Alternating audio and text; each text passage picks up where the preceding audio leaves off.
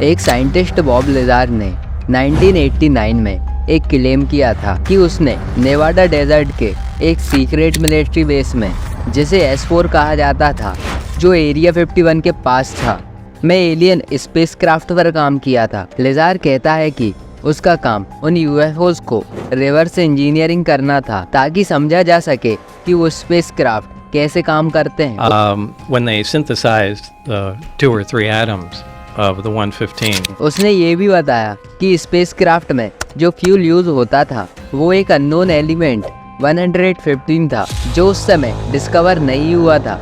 और हैरान करने वाली बात तो ये है कि ये एलिमेंट बॉब लेजार्ड के बताने के 14 साल बाद डिस्कवर हुआ, साल 2003 में। बॉब लेजार्ड ने अपने खुलासे में और भी हैरान करने वाली बातें कही। उसने बताया कि उन स्पेसक्राफ्ट्स की टेक्नोलॉजी इतनी एडवांस थी कि वो अपने सराउंडिंग्स को मैनिपुलेट कर सकते थे। ग्रेविटी को कंट्रोल करना उनके लिए आम बात थी। लेजार्ड के मुताबिक स्पेसक्राफ्ट को चलाने के लिए जो एनर्जी यूज होती थी वो अर्थ के किसी भी जाने माने सोर्स से अलग थी, इसीलिए एक स्पेशल रिएक्टर का यूज होता था जो एलिमेंट 115 के साथ रिएक्ट करता था। ये एलिमेंट इतना पावरफुल था कि उसके जरिए स्पेसक्राफ्ट बिना किसी ट्रेडिशनल फ्यूल के फ्लाई कर सकते थे। लेकिन यहाँ एक और शॉकिंग बात सामने आई। लेजार्ड का कहना था कि ये स्पेसक्राफ्ट सिर्फ एक टेक्नोलॉजी का पार्ट नहीं थे, बल्कि उनमें एक एलियन रेस की इन्वॉल्वमेंट भी थी। उन्होंने इस बात का इंडिकेशन दिया कि एरिया 51 में एलियन लाइफ फॉर्म के साथ कनेक्ट हो चुका था और ये स्पेसक्राफ्ट उन्हीं का दिया हुआ था। लेकिन क्या ये पूरा सच था या इसके पीछे कोई और भी राज छुपे हुए हैं? पूरी कहानी को समझने के लिए हम चलते सन 1947 में। 24 जून 1947 को केनेथ आर्नोल्ड, जो एक प्राइवेट पायलट थे, वॉशिंगटन स्टेट के माउंट रायनर के आसपास अपने एयरक्राफ्ट से उड़ान भर रहे थे। अपनी उड़ान के दौरान उन्होंने 9 चमकदार चीजें देखी जो आसमान में बहुत तेजी से घूम रही थी। उन्होंने इसे बहुत तेज गति से उड़ते हुए देखा। Hundreds of pilots have seen something in the skies. We have dutifully reported. जो एक फॉर्मेशन में चल रहे थे। उन्होंने इनकी गति लगभग 1700 मील पर घंटे आंकी थी, जो उस समय किसी भी ज्ञात विमान से कहीं अधिक थी। आर्नोल्ड ने उनके बारे में बताते हुए कहा कि वे कुछ इस तरह से जा रहे थे जैसे कोई सॉसर पानी पर फिसलता हो। यहीं से मीडिया में फ्लाइंग सॉसर शब्द का चलन शुरू हुआ। हालांकि उन्होंने जो चीजें देखी थी वे सॉसर की तरह नहीं थी और अमेरिका में हर जगह एलियन होने की खबर फैल गई। इस सब के साथ ही मैक्सिको का एक आदमी जिसका नाम मैक ब्राजिल था ने बताया कि करीब 3 हफ्ते पहले उसने उसके खेत में एक मलबा पड़ा देखा था, जिसमें एक टिन फॉयल, रबर और एक वुडन बीम थी। उसे कुछ समझ नहीं आया कि ये क्या चीज हो सकती है। उसे लगा कि हो सकता है कि इस सब का उस यूएफओ वाले इंसिडेंट से कोई कनेक्शन हो, तो उसने उस मलबे को उठाकर रोजवेल शेरिफ ले आया। 7 जुलाई को उस पर नजर पड़ी कर्नल विलियम बैंकार्ड की, जो कि एक ऑफिसर थे रोजवेल आर्मी के। अगले दिन रोजवेल आर्मी एक स्टेटमेंट रिलीज करती है, ये कहते हुए कि अभी तक जो अफवाहें उड़ रही थी फ्लाइंग डिस्क को लेकर, वो सब अब हकीकत बन चुकी है। और एक स्टेटमेंट पास करते हैं जिसमें अमेरिकी गवर्नमेंट ये बात मानती है कि उनको एक यूएफओ का मलबा मिला था। और अगले ही दिन वो इस बात से पलट जाते हैं और कहते हैं कि उन्हें जो मलबा मिला है वो एक फ्लाइंग बलून का मलबा है, और बलून के साथ एक ऑफिसर की फोटो रिलीज करते हैं। जिसके बाद यूएफओ और एलियंस वाली बातें ठंडी पड़ जाती है। इसके बाद फिर 1970 में एक बार फिर यूएफओ की अफवाहें उड़ने लगती है। 1970 का दौर एरिया 51 के आसपास अफवाहों और स्पेकुलेशंस से भरा हुआ था। इस समय यूएसए में ऐसी अफवाहें उड़ रही थी कि एरिया 51 में यूएफओ क्रैश हुआ था और उनमें से एक एलियन जिंदा बच गया, जिसे यूएस आर्मी ने एक सीक्रेट जगह पर कैद कर रखा है, जिसे हम एरिया 51 के नाम से जानते हैं। जो रोगन एंड बॉब लेजार पॉडकास्ट, जिसमें एरिया 51 में काम करने के बारे में बॉब लेजार बताता है, जिसे सुनकर मैटी रॉबर्ट्स नाम का एक स्टूडेंट 2019 में एक ऐसा ऑनलाइन इवेंट शुरू करता है जो इंटरनेट पर तो वायरल हुआ ही, लेकिन साथ ही कुछ रियल लाइफ एक्शन भी लेकर आया, और वो था स्टॉर्म एरिया 51 मूवमेंट। ये मूवमेंट इसी आइडिया पर बेस्ड था कि अगर हम सब एक साथ मिलकर एरिया 51 में घुसने की कोशिश करें तो गवर्नमेंट हमें रोक नहीं पाएगी। लेकिन इस सब की शुरुआत कैसे हुई? 2019 में जब मैटी रॉबर्ट्स ने फेसबुक पर मजाक में एक पेज बनाया जिसका नाम था storm area 51 they can't stop all of us. इसमें उसने कहा कि 20 सितंबर 2019 को सब लोग एरिया 51 पर इकट्ठा होते हैं और कहता है कि हम लोग नारुतो की तरह दौड़ेंगे। नारुतो एक एनिमे कैरेक्टर है जो अजीब ही तरह से हाथ पीछे करके दौड़ता है। इसका मकसद ये था कि अगर वे इस तरह से दौड़ेंगे तो पुलिस की गोलियों से भी बच सकते। रॉबर्ट ने ये पेज मजाक में बनाया था, लेकिन इंटरनेट पर लोगों को ये आइडिया कुछ ज़्यादा ही पसंद आ गया। इस इवेंट ने कुछ ही दिनों में एक अलग ही लेवल का हाइप बना दिया और लाखों लोगों ने इसमें इंटरेस्ट दिखाया और लोगों ने जल्द ही इंटरेस्टेड या गोइंग मार्क कर दिया। जल्द ही मीम्स और डिस्कशंस सोशल मीडिया पर छा गए और लोग सीरियसली सोचने लगे कि एरिया 51 जाना है। It's a joke, but one the Air Force is taking seriously. A Facebook post, an avowed fake design. Up to 30,000 people to show on up. Facebook now has reached millions of people, and it's turning और जब मैटी Roberts ने देखा कि उसका मजाक वाला ये event इतना पॉपुलर बन चुका है तो वो एक पोस्ट करता है और कहता है कि हेलो यूएस गवर्नमेंट, मेरा कोई इंटेंशन नहीं है एरिया 51 में घुसने का। मुझे बस लगा कि ये थोड़ा फनी होगा और इंटरनेट पर अटेंशन भी मिल जाएगी, लेकिन अगर कोई लोग सच में एरिया 51 के अंदर घुसते हैं तो मेरी कोई जिम्मेदारी नहीं होगी। लेकिन वो 2 मिलियन लोग जिन्होंने एरिया 51 जाने के लिए इंटरेस्ट दिखाया था, वो लोग वहां जाने का मन बना चुके थे। लेकिन वहां तक पहुंचना इतना आसान काम नहीं था, क्योंकि एरिया 51 का लोकेशन नेवाडा डेजर्ट के बीच है जिसमें नेचुरल बैरियर्स और हार्श कंडीशन है। इतनी सारी भीड़ के यहाँ तक पहुँचने के लिए बहुत सारे चैलेंजेस का सामना करना पड़ेगा। पहला तो एरिया 51 के आसपास का एरिया वीरान और रिमोट है। रोड्स काफी दूर तक नहीं है और वहाँ सिर्फ रफ डर्ट ट्रैक है। पैदल चलना भी बहुत मुश्किल है और व्हीकल के लिए भी कोई प्रॉपर इंफ्रास्ट्रक्चर नहीं है। और फिर नेवाडा डेजर्ट में दिन के समय गर्मी भी बहुत एक्सट्रीम होती है। इसमें तापमान लगभग 40 डिग्री तक पहुंच जाता है और रात को टेम्परेचर बहुत गिर जाता है। इसके बाद भी अगर लोग वहां तक जाने की कोशिश करें तो लोगों के लिए वाटर, फूड और शेल्टर अरेंज करना लगभग इम्पॉसिबल होगा। इस डेजर्ट रीजन में वाइल्ड लाइफ भी होती हैं, जैसे कि रेटल स्नेक और स्कॉर्पियंस, जो सेफ्टी के लिए और रिस्की बनाता है।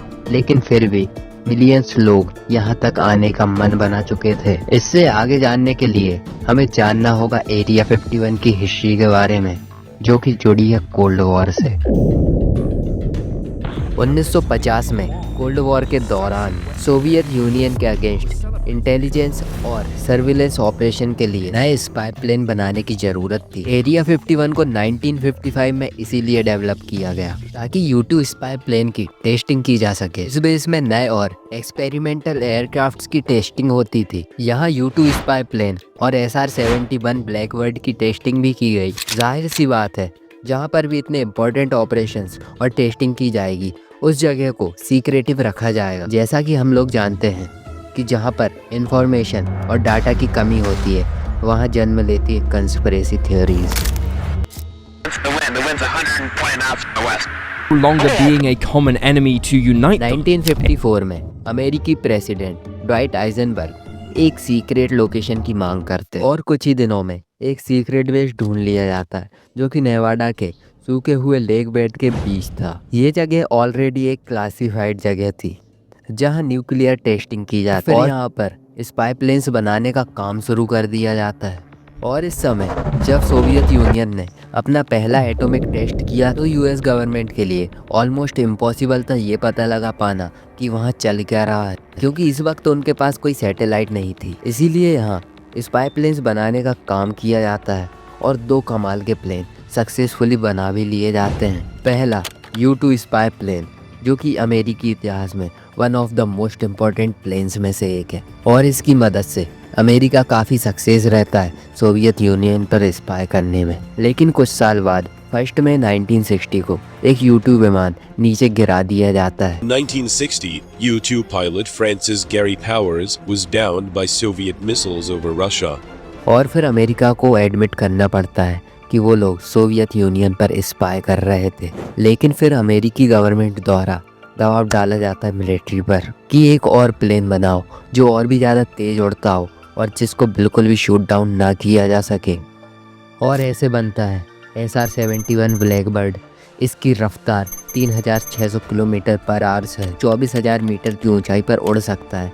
इतने हाईटेक प्लेन को दुनिया से छिपा कर रखना बहुत ज़्यादा इम्पोर्टेंट था और उस समय तो सोवियत यूनियन और US के बीच कोल्ड वॉर चल रहा था, तो इसको सीक्रेट रखने की इम्पोर्टेंस और भी ज़्यादा बढ़ जाती है। कैसे टेस्ट किया जाए इस प्लेन को और दुनिया से बात छुपा के भी रखी जाए। CIA सहारा लेती है UFOs का। ये जो कंस्पिरेसी थ्योरीज फैल रही थी कि आसमान में UFO उड़ रहे हैं, इसको CIA खुद बढ़ावा देती है।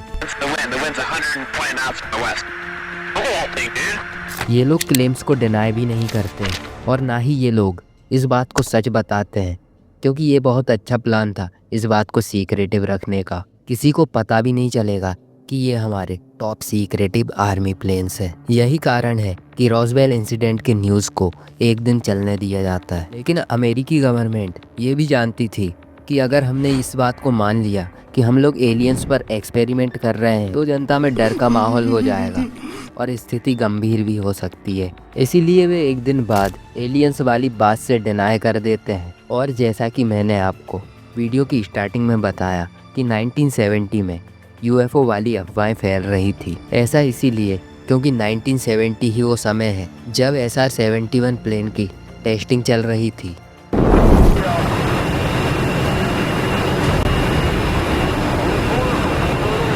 And high altitude maneuverability, the Blackbird could. This allowed the SR-7 actual facts तो 1994 में ही पता चल गए थे, लेकिन जानबूझकर इन कंस्पिरेसी थ्योरीज को बढ़ावा दिया गया ऑब्लिजार जैसे लोगों द्वारा। लेकिन इसकी वजह से वो इवेंट होने जा रहा था जिसमें 2 मिलियन लोगों ने एरिया 51 में आने के लिए इंटरेस्ट दिखाया था। जब 20 सितंबर का दिन आया तो सिर्फ 1500 से 3000 लोग ही नेवाडा डेजर्ट पहुंचे, लेकिन उन्होंने अंदर घुसने की कोशिश नहीं की। ज़्यादातर लोग वहाँ कैंपिंग्स करते, म्यूजिक सुनते और एलियन थीम्ड फेस्टिवल एंजॉय करते नजर आए। इस वायरल कैंपेन को एक मजाक और फेस्टिवल में बदल दिया गया, जिसमें नियर बाय टाउन्स जैसे रिचेल और हीको ने एलियन थीम्ड इवेंट्स होस्ट किए। इसको एलियन स्टॉक फेस्टिवल नाम दिया गया। ये इवेंट पीसफुल रहा और किसी ने एरिया 51 के अंदर घुसने की कोशिश नहीं की। लेकिन रॉसवेल में जो वेदर बलून मिला था उसका क्या एक्सप्लेनेशन है? उसके बारे में US एयरफोर्स एक्सप्लेनेशन देती है और कहती है कि ये एक वेदर बलून का हिस्सा था जो प्रोजेक्ट मोगुल का पार्ट था। प्रोजेक्ट मोगुल एक टॉप सीक्रेटिव प्रोग्राम था जो हाई एल्टीट्यूड बलून का यूज करके सोवियत न्यूक्लियर टेस्ट को डिटेक्ट करने की कोशिश कर रहा था, जिस दौरान ये क्रैश हो जाता है और लोगों को लगता है कि ये एक UFO का मलबा है। US गवर्नमेंट लेकिन अब UFOs को UAP बुलाती है क्योंकि UFOs एलियन से काफ़ी ज़्यादा एसोसिएटेड है। UAP का full form unidentified aerial phenomena होता है। दिसंबर 2020 में US पार्लियामेंट ने national intelligence and security of defence से कहा कि UAPs के ऊपर जो भी तुम्हारी रिपोर्ट्स हैं वो जनता के सामने रिलीज करो। अब जो भी ये कॉन्स्पिरेसी थ्योरीज फैला रहे थे उनके पास बोलने को अब कुछ बचा नहीं था, क्योंकि US गवर्नमेंट खुद ये मांग कर रही थी कि ये जो UAPs के ऊपर जो भी डेटा है उसे पब्लिक कर दिया जाए। साल 2020 में वीडियोस अपलोड की जाती है जिसे लेकर US डिपार्टमेंट ये एक्नॉलेज करता है कि ये जो 3 वीडियोस हैं जो 2007 और 2017 में लीक हुई है ये सब रियल है। कहने का मतलब है कि ऐसा नहीं है कि जितने भी UFOs वाले इंसिडेंट हुए हैं सबके बारे में हमें पता है, और पिछले कुछ सालों में ऐसे भी इंसिडेंट्स हुए हैं जिन्हें US पायलट्स ने भी ऑब्जर्व किया है, लेकिन कोई ये नहीं कहता कि ये एलियंस द्वारा बनाए गए हैं। In the US Air Force, in my National Reconnaissance Office, NRO, reservist capacity, I was a member of the UAP task force. और माना जाता है कि आसमान में ये जो भी ऑब्जेक्ट उड़ते हुए दिखाई देते हैं ये सभी एक हाईली क्लासिफाइड प्लान का हिस्सा है जिस पर कोई भी देश की सरकार की कोई एजेंसी काम कर रही है। आज के दिन भी एरिया 51 एक ऐसा ही एरिया है जहां कॉन्स्टेंटली नेक्स्ट जनरेशन के एयरक्राफ्ट्स की टेस्टिंग की जाती है और अगर आप ऐसे ही और भी इन्फॉर्मेटिव वीडियोस देखना चाहते हो तो चैनल को सब्सक्राइब करना मत भूलना।